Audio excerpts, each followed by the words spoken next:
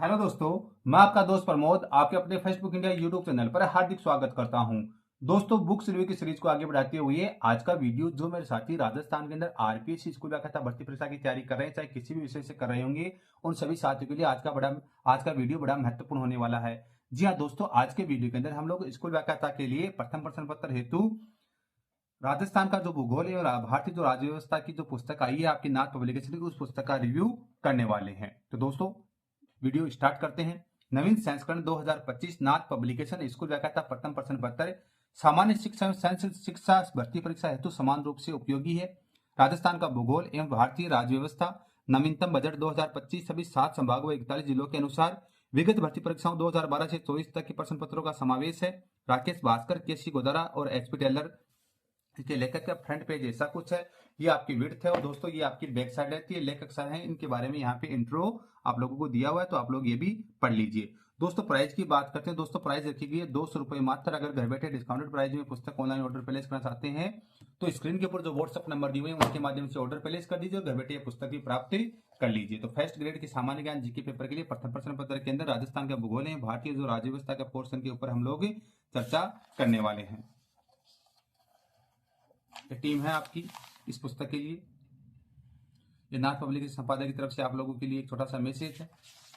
दोस्तों, ये आपका इस पुस्तक का इंडेक्स अनुक्रमणिका, किसी भी पुस्तक की अनुक्रमणिका रीड की हड्डी होती है, तो इस पुस्तक की जो रीड की हड्डी है उसके ऊपर चर्चा करने से पहले छोटी सी रिक्वेस्ट है कि चैनल को सब्सक्राइब नहीं किया तो सब्सक्राइब कर दीजिएगा, ताकि आगे के वीडियोस की नोटिफिकेशन आपको मिलते रहें। राजस्थान का भूगोल।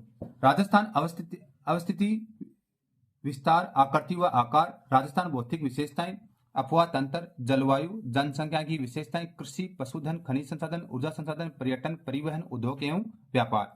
भारतीय राज्य व्यवस्था की बात करते हैं तो भारतीय संविधान की विशेषताएं, संघ सरकार, राष्ट्रपति, उपराष्ट्रपति, प्रधानमंत्री एवं मंत्री परिषद, संघीय विधायिका, संसद, राज्यसभा व लोकसभा, उच्चतम न्यायालय, भारत में चुनाव, विभिन्न आयोग व बोर्ड। पेज संख्या 123 तक तो ये पोर्शन और 108 तक का पोर्शन आपको ये दिया हुआ है। पेज संख्या 1 से 13 तक आपका ये पेपर दिया हुआ है। दोस्तों, इसी बीच हम लोग चलते हैं राजस्थान में अफवाह तंत्र वाला जो पोर्शन है, पेज संख्या 21 के ऊपर डायरेक्टली मैं आपको लेके चलता हूं। दोस्तों, ये पेज संख्या 21 के ऊपर मैं आप लोगों को लेकर आ गया हूं। सबसे पहले बात करते हैं पेज क्वालिटी की। तो दोस्तों, एवरेज टाइप की अच्छी खासी पेज क्वालिटी आपकी यहाँ पर मेंटेन की गई है। फॉन्ट साइज एंड फिनिशिंग दोनों अच्छी है। पुस्तक ये बुलेट्स देख के लग रहा है कि आपकी ये पुस्तक है वन लाइनर फॉर्म के अंदर है। जैसे आप ड्रेनेज वाला चैप्टर पढ़ रहे हैं, अफवाह वाला पोर्शन देख रहे हैं, तो यहाँ पे प्रॉपर डायग्रामेटिकल प्रेजेंटेशन के साथ में आप लोगों की है, ताकि आप लोग इस चीज को इजीली समझ सको। प्रॉपर टेबलीकरण वगैरह सब कुछ किया गया है। फॉन्ट साइज एंड फिनिशिंग दोनों वो भी अच्छी खासी है। अब दोस्तों, किसी पुस्तक के लिए उसकी जो भाषा शैली सबसे महत्वपूर्ण होती है, तो इस पुस्तक की जो भाषा शैली है उसके ऊपर चर्चा करते हैं। नदियों की दृष्टि से राजस्थान की स्थिति भारत के अन्य राज्यों की तुलना में अच्छी नहीं है। अधिकांश नदियां अन्य राज्यों से निकलकर यहां आती है तथा पुनः अन्य राज्यों में प्रवेश कर जाती हैं। इस प्रदेश में नदियां न केवल कम है, अपितु वर्ष पर्यंत प्रवाहित होने वाली नदियों का भी अभाव है। केवल चंबल नदी ही एक ऐसी नदी है जो वर्ष भर बहती है। राजस्थान में देश के कुल सतही जल नदियां व झीलें का 1.16%, कुल भूमिगत जल का 1.69% भागी है।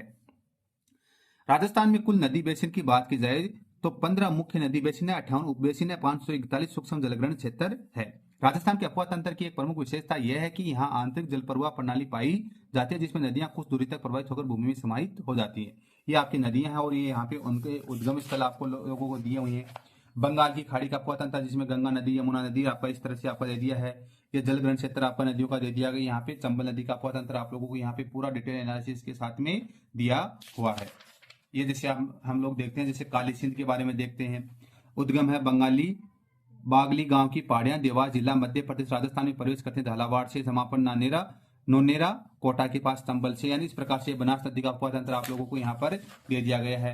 अरब सागर की अफवाह तंत्र आपको यहाँ पर अलग से दे दिया है। प्रॉपर प्रेजेंटेशन के साथ में आप लोगों का इस प्रकार से कार्य किया हुआ आपको मिल जाता है। देखो, ये लोनी नदी का अफवाह तंत्र आ गया है, यानी इस प्रकार से आपका कार्य किया गया। जैसे हम नए टॉपिक में आ गए, भारतीय राजस्थान की जलवायु। जलवायु एक महत्वपूर्ण भौगोलिक तत्व है जो न सिर्फ प्राकृतिक तत्वों को प्रभावित करता है, बल्कि आर्थिक एवं जनसांख्यिकीय स्वरूप में भी इसे बड़े स्तर पर प्रभावित होता है। मानसूनी अरब भाषा का शब्द है जो मौसम शब्द से बना हुआ है, जिसका अर्थ है पवनों की दिशा। मानसूनी पवनें ग्रीष्म ऋतु में बहती है समुद्र के स्थल की ओर, मानसूनी पवनें शीत ऋतु में बहती है स्थल से समुद्र की ओर। राजस्थान के संदर्भ में देखा जाए तो जलवायु का प्रभाव सभी क्षेत्रों में दिखाई देता है, क्योंकि यहाँ के अधिकांश भाग पर शुष्क एवं मरुस्थलीय दशाओं का विस्तार है। यानी इस प्रकार से अक्षांशीय स्थिति, समुद्र से दूरी, अरावली पर्वतमाला की स्थिति, पवनों की दिशा, मिट्टी एवं वनस्पतियां, यानी राजस्थान की ऋतुएं यहाँ पे आप लोगों को बतला दी गई हैं जलवायु के पोर्शन में। यहाँ पे राजस्थान का मैप वगैरह आपका प्रेजेंटेशन यहाँ पर भी किया हुआ आप लोगों को मिल जाता है। तो इस प्रकार से आपकी ज्योग्राफी की आपकी पुस्तकें बनाई है, तो इंडेक्स के साथ प्रॉपरली कार्य किया हुआ आपको दिख जाएगा। अब दोस्तों पॉलिटी वाले जो राज्य व्यवस्था वाला जो पोर्शन है इसके अंदर चलते हैं। तो इस पोर्शन के अंदर अगर मैं आप लोगों को लेकर आता हूं तो जैसे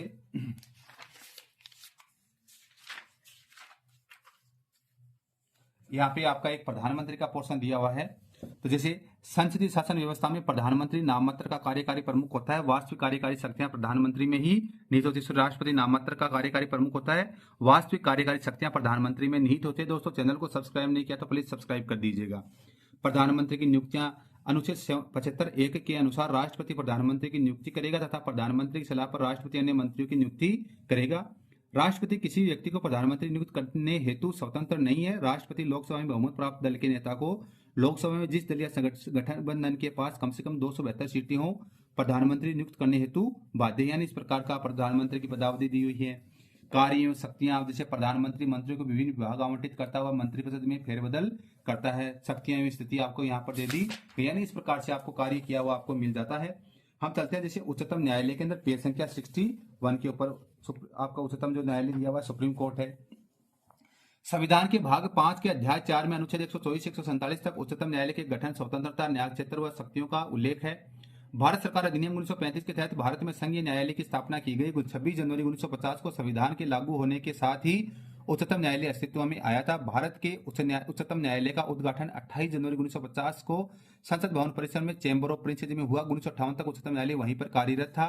उच्चतम न्यायालय का गठन जैसे 124 के 1 के अनुसार भारत का एक उच्चतम न्यायालय होगा जो मुख्य न्यायाधीश, और जब तक संसद कानून द्वारा उच्चतम न्यायालय में न्यायाधीशों की संख्या में वृद्धि नहीं करती तब तक 33 अन्य न्यायाधीशों मिलकर बनेगा। यानी इस प्रकार से आपका कार्य किया हुआ है। जैसे वर्तमान में 34 न्यायाधीश है जिसमें एक मुख्य न्यायाधीश और 33 अन्य न्यायाधीश है।